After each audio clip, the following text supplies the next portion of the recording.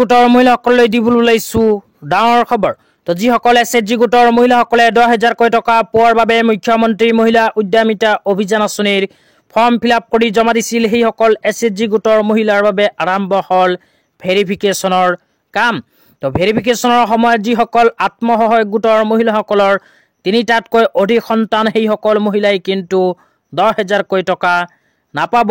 তো অসম চৰকাৰে ইতিমধ্যে আত্মসহায়ক গোটৰ মহিলাসকলক 10,000কৈ টকা প্ৰদানৰ ভেৰিফিকেশ্যনৰ কাম আৰম্ভ কৰিছে। তো আপোনালোকৰ অঞ্চলত ভেৰিফিকেশ্যনৰ কাম আৰম্ভ হৈছেনে নাই, এই ভিডিঅ'টো চাই আছে যদি এইটো ভিডিঅ'ৰ কমেণ্ট বক্সত কমেণ্ট কৰি জনাই দিব।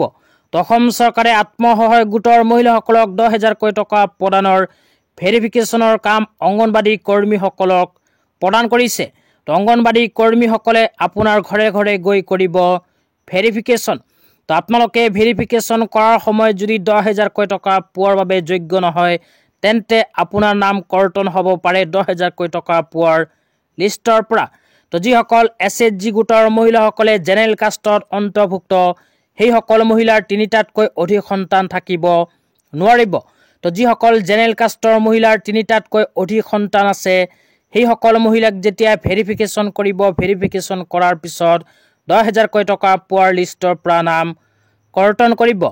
লগতে যিসকল আত্মসহায়ক গোটৰ মহিলাসকলে ST SC আৰু OBC কাষ্টত অন্তৰ্ভুক্ত, সেইসকল মহিলাৰ 4টাতকৈ অধিক সন্তান থাকিব নোৱাৰিব।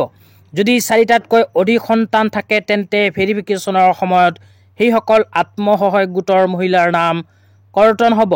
লগতে আপোনালোকে যদি নিজৰ বেংক একাউণ্টত 10,000কৈ টকা পাব বিচাৰে, তেন্তে অতি সোনকালে নিজৰ বেংক একাউণ্টৰ লগত আধাৰ কাৰ্ড লিংক কৰক, অন্যথা আপোনাৰ বেংক একাউণ্টত নোসোমাব পাৰে 10,000কৈ টকা। তো আজি ইমানেই, ধন্যবাদ।